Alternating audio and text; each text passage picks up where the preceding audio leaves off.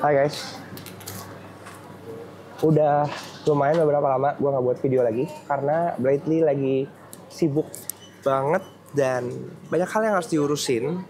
Even gue pun sendiri lagi pause trading karena pekerjaan-pekerjaan di luar kantor itu lagi banyak banget. Makanya itu yang jadi alasan membagi prioritas, dan hari ini kita akan bahas gimana sih life as a part-time trader supaya kalian juga bisa realistis dan ngelihat apa yang juga gue lakukan sehari-hari supaya kita realistis bahwa namanya trading itu nggak selalu harus ngelihat chart, tapi banyak hal yang bisa kita lakukan untuk dorong produktivitas kita. Let's go. Oke, sekarang kita mulai. Beberapa minggu ini memang gue lagi padat banget. Seperti yang kalau kalian ngikutin video-video gue di sebelumnya, gue bilang bahwa gue tuh punya beberapa bisnis yang gue jalanin. Satu, selain trading, gue juga seorang content creator. Dan yang paling penting, gue punya bisnis yang berhubungan dengan dunia kreatif, industri kreatif. Nah, tiga hal ini berjalan berbarengan. Artinya, gue harus membagi waktu, memprioritaskan mana energi yang lagi harus digelontorkan untuk bisnis itu. Yang paling utama yaitu adalah bisnis gue sendiri, di mana membuat konten dan juga trading itu adalah bagian dari side hustle, yaitu pendapatan sampingan. Kalau misalnya kalian nontonin beberapa video podcast gue yang sebelumnya, gue selalu membahas bagaimana kita itu harus memperbanyak revenue stream kita. Bukan soal kalau misalnya kalian mau trading, memang ada banyak opsi ya. Trading bisa menjadi pendapatan kita, tapi apakah ini menjamin? Enggak juga, karena trading adalah bisnis yang menurut gue tuh sangat risky.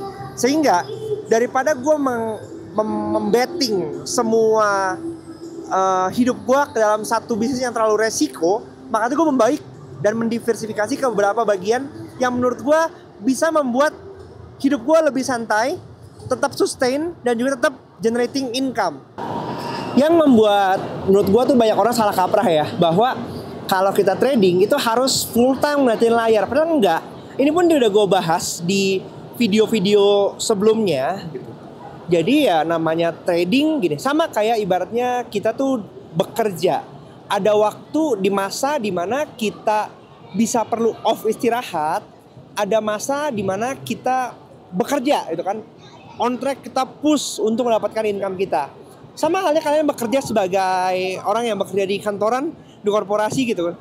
Kalian akan ngerasakan kayak, oh ya ini waktu gue untuk istirahat nih, ini waktu gue untuk gue main-main nih. Sama halnya, itu dia yang gue bagi-bagi juga. Sebagai seorang part-time trader, gue ngerasa gini, ada waktu dimana kalau misalnya gue mau kerja ya kerja, tapi ada di masa dimana ketika gue mau stop, gue mau pause dulu kayak gitu. Nah sekarang ini gue lagi di fase dimana my business is moving into different transition, beda era, beda masa. Dan ini yang membuat gue lagi sekarang banyak fokus mengeluarkan energinya ke bisnis Foursquare, karena ini lagi moving, lagi growing gitu. Jadi ya begitulah namanya hidup ya. Menurut gue ada masa dimana kita perlu mengatur prioritas, karena yang ini lagi makan banyak energi, maka trading dan bikin konten ini agak reducing. Kalau misalnya kalian lihat, jumlah konten yang gue posting di YouTube juga lagi mulai berkurang. Baru sekitar mungkin 2 minggu ini lagi slowing down gitu. Yang tradingnya lagi gue put aside dulu, karena banyak orang bilang ini kan, trading itu butuh waktu, kita mau menganalisa, kita mau pikiran kita tenang gitu. Nah dengan fase transisi bisnis yang lagi growing, yang lagi moving into different stages, gue memilih untuk jangan maksain dulu untuk kita maksa trading, karena daripada hancur berantakan ya mendingan stop gitu. Karena pada akhirnya trading itu bukan soal kita maksain, nggak ada momentum tuh dipaksa-paksain sehingga akhirnya rugi. Dan menurut gue ini yang menjadi kesalahan banyak orang ya kan, nggak ada momentum tapi pengennya trading, dipaksa-paksain. Sama kayak kita building bisnis, ada masa bisnis kita lagi flat, lagi santai-santai, lagi relax, ada di mana itu ada momentumnya, maka kita mesti ngejar, nge-push ya kan. Ketika itu bukan lagi di fase ada momentumnya, nggak apa-apa, santai dulu aja. Toh dunia akan berputar dan semua tuh akan dari atas ke bawah, bawah ke atas lagi. Jadi kita akan berotasi. Nah ini pentingnya menurut gua, ketika kita nggak menjadikan trading sebagai satu-satunya income. Karena ketika kita nggak harus trading, ya kita tetap punya pendapatan di bidang lain. Beberapa minggu ini memang gue memutuskan untuk gue pause dulu tradingnya. Gue lagi banyak fokus ke bisnis Foursquare. Dan setelah momennya quick kelar gitu ya, ini gue lagi liburan. Gue nggak hanya tanggung jawab sebagai orang yang menghasilkan uang, tapi juga gue masih membagikan waktu untuk keluarga gue. Dan liburan ini menjadi momen untuk bisa membagikan waktu dengan keluarga. Setelah kemarin hektik banget, banyak pikiran untuk fokus ke bisnis. Tapi ketika momen-momen ini kita bisa enjoy, kita bisa santai liburan dulu sama keluarga supaya hidup balance katanya kan. Kalau kalian lihat kayak gini-gini, ini kan kayak sebenarnya kayak apa? Kayak permainan gambling ya nggak sih? Permainan kayak gini sebenarnya yang dikejar adalah bagaimana orang itu curious untuk melakukan lagi dan lagi. Walaupun kita tahu probability untuk bisa mendapatkan angka yang besar itu tuh kayak nggak simetris, tapi kita demen karena pada dasarnya psikologi manusia itu suka banget yang namanya kalau dapatnya spekulasi. Dan ngambil bebek-bebek kayak begini, pada dasarnya kita berspekulasi, berharap mendapatkan sesuatu yang wow, tapi ternyata nggak pernah kesampaian. Sampai akhirnya kita spending, tapi kita ngerasa cukup. Betul nggak? Lu jawab deh. Kalau misalnya gue salah, kalian komen di bawah gimana? Lu lagi mau coba untuk berjudi ya? Nah, iya, judi adalah kehidupan saya sehari-hari. Ini tipe bapak yang ngajarin anaknya judi dari kecil deh. Berapa kira-kira keyakinan lu untuk mendapatkan jackpot? Ini bisa lah ya, gampang lah ya, bisa gampang. Bisa, yakin. Nah lihat tuh. Oke, kita cek ya ntar ya, kita buktikan. Gampang. Santai pak, santai. Biar anaknya enjoy. Oh iya, bapaknya kebiasaan gacha soalnya. Jangan bapaknya yang ngedrive gitu loh. Ini dominan banget kayaknya. Ternyata kamu juga mengajak Pio untuk gambling. Enggak. Dia ini aja nonton orang gambling. Belajar untuk menonton anak gambling ya. Skeptis banget, pasti di bawahnya nggak ada yang angka gede. Tuh kan sama kan pemikirannya kan. Asymmetrical betting. Seperti yang gue selalu bilang ya, bukan kita nggak tahu kalau ini tuh sesuatu yang sifatnya spekulasi, tapi kita emang seneng aja dan kita nganggapnya sebagai game, ya kan? Kalau misalnya kita nggak kalah, ya menang. Kalau nggak menang, kalah. Tapi the art of dopamin yang keluar untuk kita bisa berspekulasi, sebenarnya itu yang kita cari. Sama halnya sama kayak trading gitu. Kenapa orang demen banget untuk ngeliatin chart duduk lama gitu ya? Karena yang mereka kejar tuh bukan masalah untung ruginya, enggak, tapi mereka demen adrenalinnya ngeliatin pergerakan harga yang itu naik turun sambil berharap kapan gue bisa dapat jackpot gitu. Tapi kalau kita balik lagi ke ranah konteks this is business, maka kita akan lebih menggunakan rasionalitas kita bahwa nggak setiap hal itu ada momentum, nggak setiap masa itu ada momentum.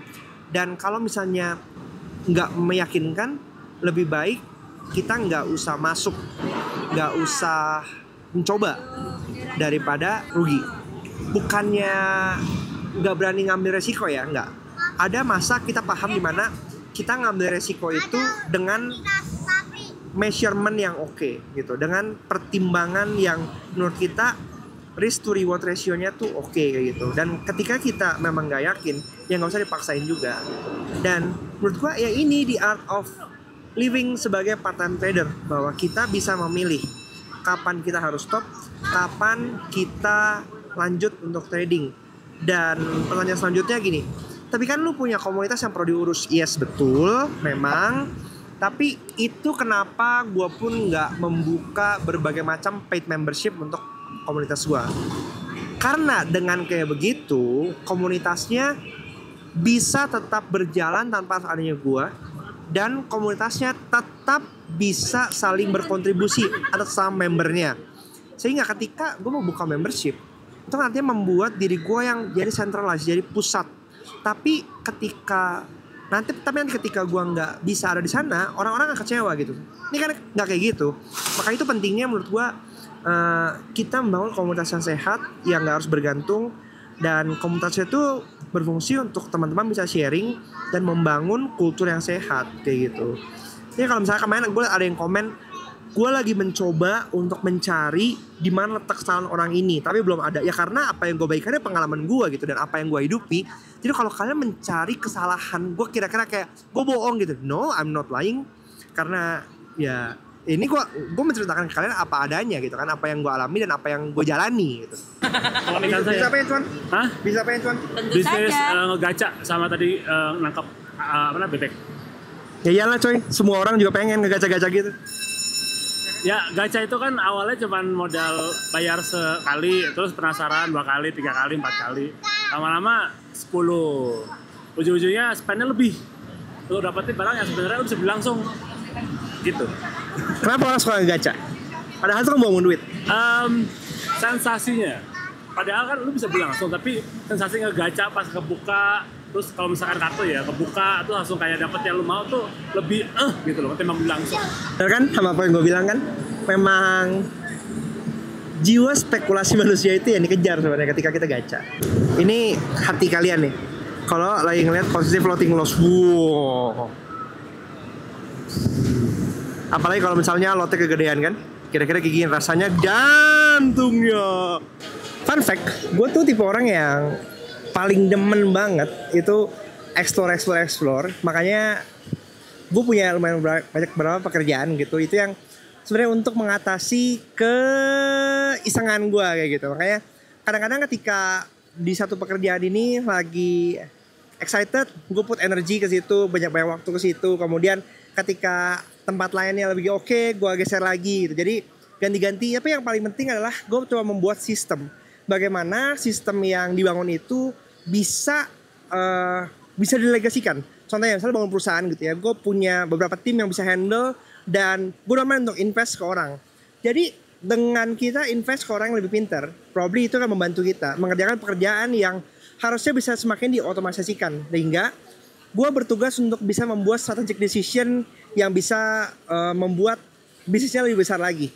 Di lain hal, contoh untuk konten gitu ya, gue selalu berpikir bagaimana caranya bisa membuat konten yang simple, yang gak memakan banyak waktu, tapi juga efektif. Tapi juga trading system, sama ketika trading system, gue juga berpikir gimana caranya bisa membuat hal-hal yang kompleks jadi lebih simple.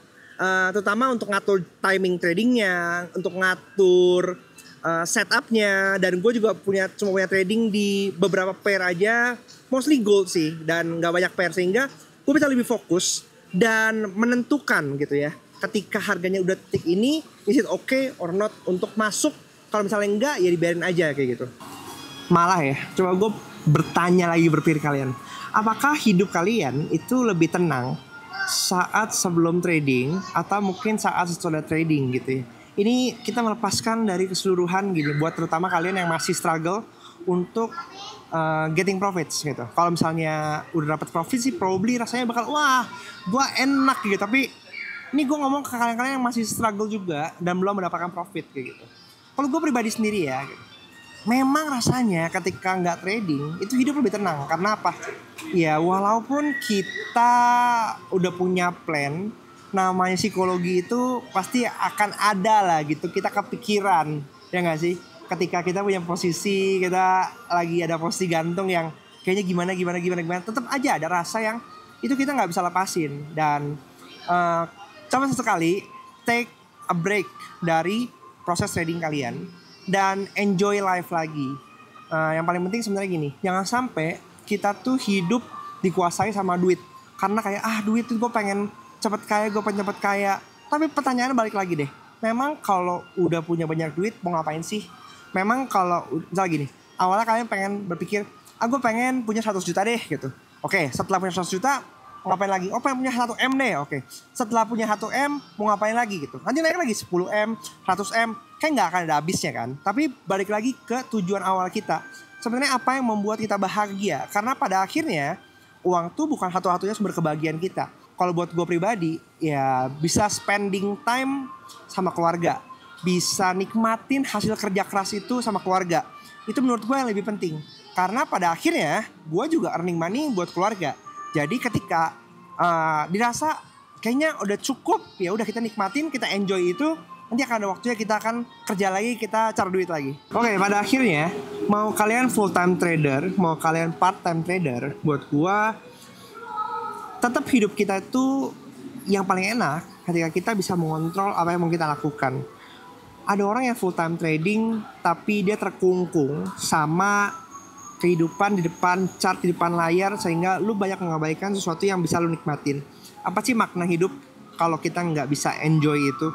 Ada juga yang mungkin part time trader tapi juga karena itu pekerjaan utamanya dia terlalu bernafsu untuk bisa mendapatkan hasil yang besar dari hasil tradingnya itu. Tapi akhirnya juga karena part time trading, porsi itu kebanyakan dan malah mengganggu pekerjaan utamanya. Sehingga pekerjaan utamanya pun akhirnya nggak excel, tradingnya berantakan, pekerjaan utamanya berantakan. Jadi kalau buat gua, know your limit. Bagaimana kalian mengatur, membuat sistem yang membuat kalian nyaman, sehingga pada akhirnya semua yang kalian lakukan bisa membuahkan hasil dan kalian bisa menikmati apa yang udah kalian investasikan, waktu, tenaga, dan juga kapital untuk membuat hidup kalian lebih baik lagi. Terus juga pandangan kalian di kolom komen, kira-kira apa hal yang paling ngena dari video kali ini, dan sampai jumpa di video selanjutnya. Bye.